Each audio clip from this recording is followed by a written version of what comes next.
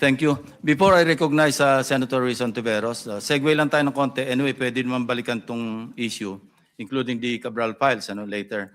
But para lang ma-dispose na natin yung dalawang bagong witnesses. Nakapag-administer na ba ito? Hindi pa. Kindly administer the oath to Maria and Joy. Hindi ito yung mga real names nila, pero kindly administer the oath to the two new witnesses. Kindly stand up. Kindly raise your right hand. Do you solemnly swear to tell the truth, the whole truth, and nothing but the truth in this proceeding? Thank you. Please sit down. And ipaliwanag nyo lang kung bakit kayo naanditong dalawa. Kayo na yung magkwento. Sige.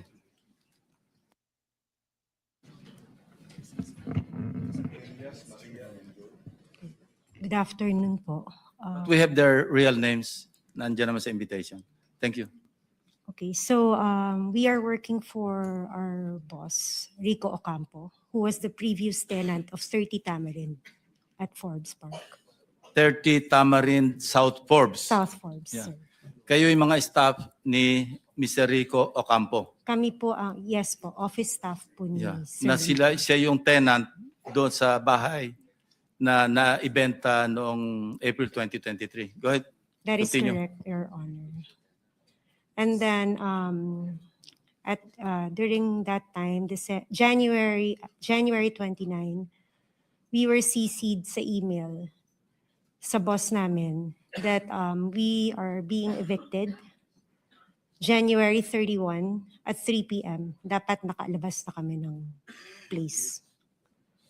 Unfortunately, sa sobrang dami po ng gamit, we weren't able to comply with their deadline.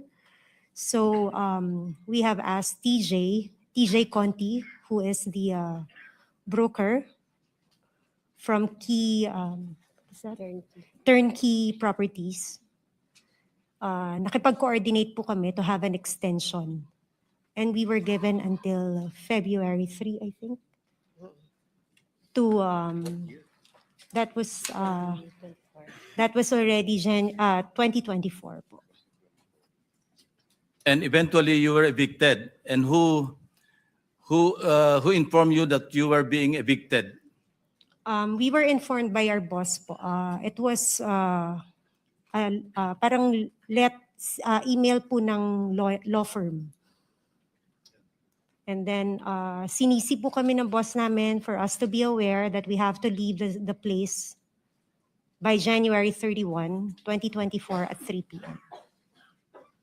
Yeah, I was able to talk to your boss, si Mr. Rico Ocampo.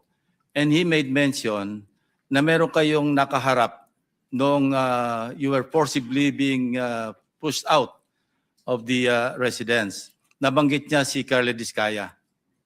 Would you confirm that? That was February 1 po. Yeah. TJ Conti, he introduced us to the contractor, but he didn't mention the name. Yeah. But how did you know that that contractor being referred to by TJ Conti is actually Mr. Discaya? Well, actually, sir, we already mentioned to our boss nung lumabas yung mukha po ni Mr. Discaya. Nasabi ko, kamukha Saan lumabas ang sa mukha? TV po, when the flood control project is being brought up. No? During the hearings. Yes, during the hearings. Okay, so sabi so- ko sa boss ko, sorry about that. Sabi ko po sa boss ko, tsaka sa colleague ko, tingnan nyo nga, ma'am, tingnan mo pong maigi itong mukha na to. Hindi ba ito yung contractor na pinakilala sa atin ni TJ Conti? And then we both agreed na siya nga. And he was physically there. He was physically there. How long did you talk to Mr. Discaya? It's less than 5 minutes po, pero kasi natandaan namin siya because he was the one manning the people na sinabihan pa na tulungan kami para mapabilis yung pag-move out namin. Kindly narrate the conversation that took place between you and Mr. Discaya at that point in time. Okay.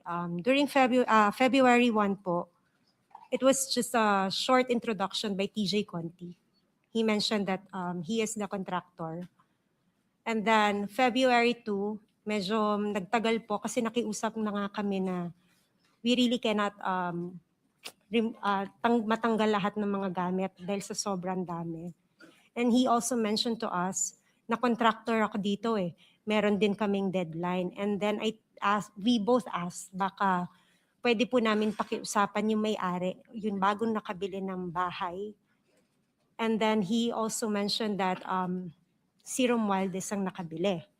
And then after po nun, That's according to Mr. Diskaya. that is according Okay. to the contractors. Now, nandito tayo ngayon sa pagdinig, ano?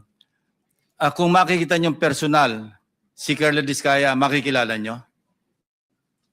Yes, Your Honor. Pakituro niyo nga kung naandito siya sa loob ng session hall. Lapitan niyo na lang kung sino diyan sa among the resource persons. Hindi, lapitan mo na lang at hawakan mo na lang sa balikat, hindi magagalit yan. Your Honor, Excuse pwede me, po bang... you will be recognized later. Okay. No? Tuloy lang natin itong proceeding muna. Sige, miss. Pareho kayo na ina-identify nyo na siya mismo yung kaharap ninyo na sinasabing ang may-ari ng bahay, si Speaker Romualdez, at kailangang umalis na kayo?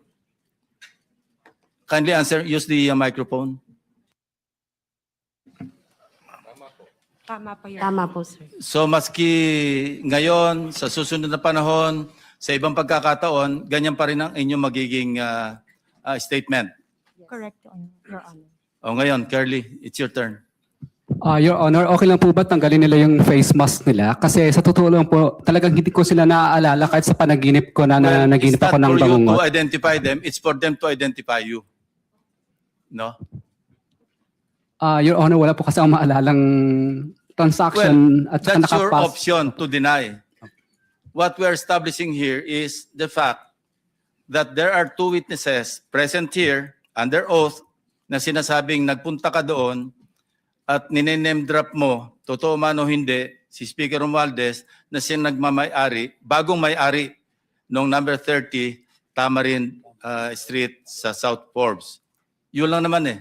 It's not for you to be able to, hindi naman ikaw ang witness against them eh. I don't know if I'm correct. Secretary Bida, kindly help me out, or Dong, PG Dong. Tama ba yon? Wala siyang karapatan na i-identify yung nagturo sa kanya? Opo. Ang right to confrontation ho kasi, kung yun ho ang iniisip ni Mr. Diskaya, will come at the appropriate time. But for purposes of identification, ang kakailanganin lang po ay yung taong mag-identify dun sa taong kikilalanin. Thank you, PG Dong. Sige, say your piece. Your Honor, gusto ko po sanang ma-identify po muna yung dalawang nagtuturo sa akin kasi kahit ni minsan po, hindi pa po ako nakakapasok sa South Forbes Park. Hindi ko pa nga alam kung ano mga uri ng mga bahay meron doon. So, malabong-malabo po talaga at wala po akong inuutusan na kahit sinong broker kasi takot po akong bumili sa mga lugar na yun. Ang kaya ko lang bilhin po ng mga lupa sa lugar lang po ng mga Pasig na hindi ganun kamahal ang presyo ng lupa.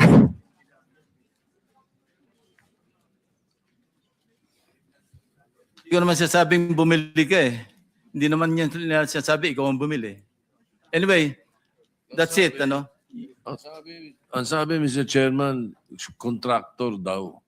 Ikaw daw ang contractor. Yun ang sabi. Hindi sinabi ikaw ang bibili. Your Honor, hindi pa po kami nakakapasok sa Forbes Park. Settled na yan. Isang beses. Opo. They pointed to you, they identified you, and you are denying. Period. Mr. Chair, follow-up Yes, question. Senator Risa. Salamat, Mr. Chair.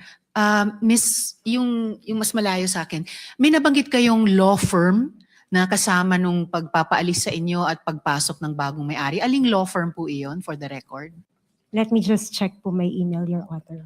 Tapos pakisabi na lang sa aming committee through the chair para lang mabuo namin yung sinasabi For that niyong matter, kwento. kung Yes, alam Mr. nyo Chair. rin, ang sinasabing si Speaker, pero si Speaker ba ang nasa deed of absolute sale? Kung hindi, sino?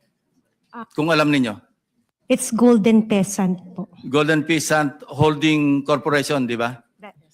Na ang major stockholder, isa nangangalang Paras. Hindi ko lang po sigurado. Yes. But for the law firm, it's Ocampo Manalo Valdez Lim.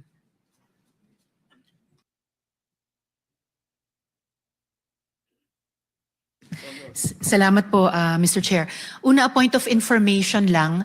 Nabanggit po kasi kanina na dapat sana fina-flag na ng COA yung mga iniimbestiga ng aming komite na flood control projects, either na ghost or